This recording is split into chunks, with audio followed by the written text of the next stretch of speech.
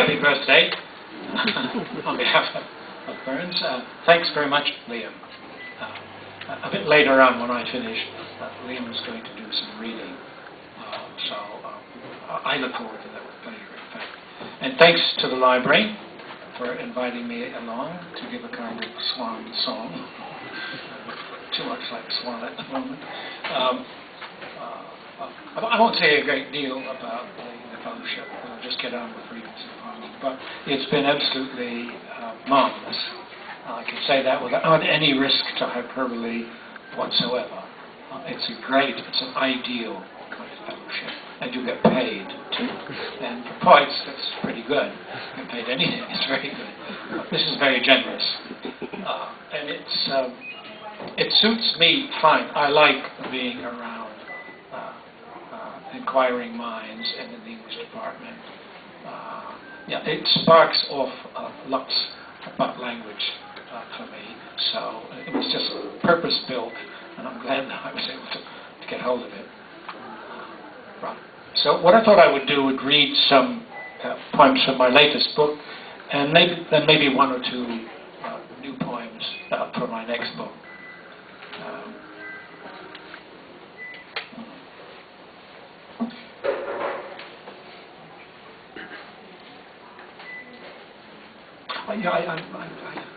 I wanted to say also, I came late to Burns as a poet. I'm not sure why that's so, but I did. I came to Burns when I was an adult, and it was quite astonishing, because the picture one gets many places is the Burns, the sort of roistering, boistering, rough and ready chap, and knocking all these milkmaids into the ditch whenever he got the chance, and writing lovely sort of romantic lyrics. But he's a far, far deeper thinker and a far more engaging writer. So it was a great opportunity to come to Burns, even if it was a bit late. Right. The first poem I'm going to read, just by way of celebration, this is a kind of a shout for Burns in a way, and it's just entitled A Shout. A shout that stirs the waking bodies of trees, the dark-beaked birds that have wintered over, stitching up the air, waiting for that shout of green. And here, on this map of the world, this mariner's star, rose of the winds, this bright flower of the sun, like a stunned bee in the small hours of your hand, waking from its hive the gold the dark has been keeping, the mind's tenderness to the heart, waiting for that shout of green. We are, because love says as much.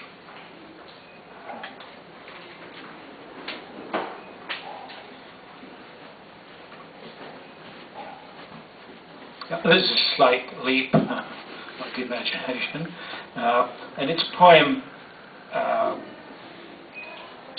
called Translating Narcissus.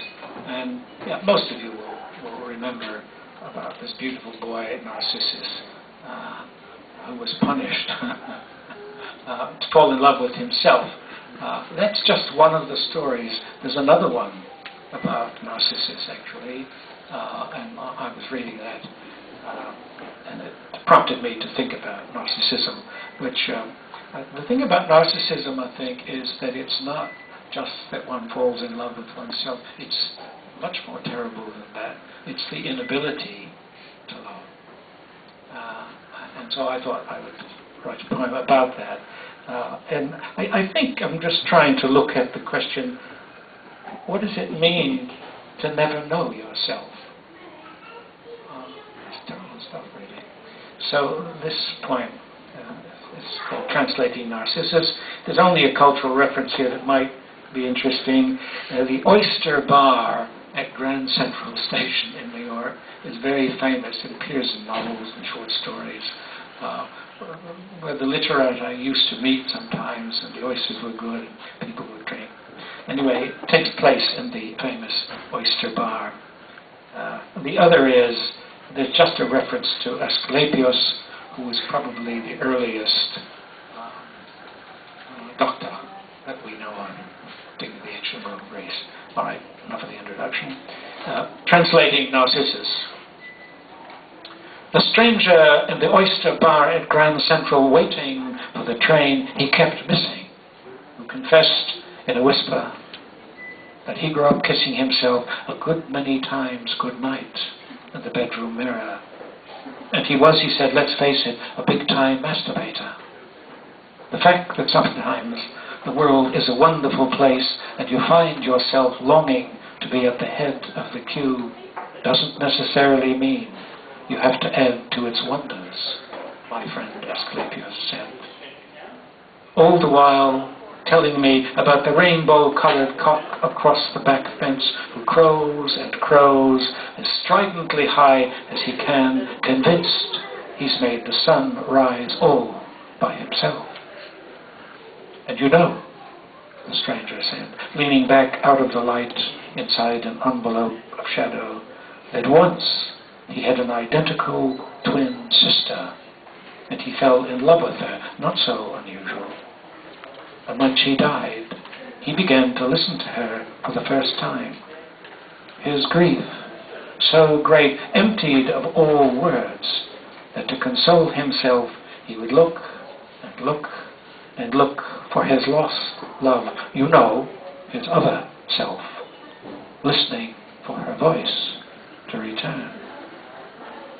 And he knew enough about waiting, he said, to wait for as long as it takes for that great house god, the moon, to break through the ceiling of their room.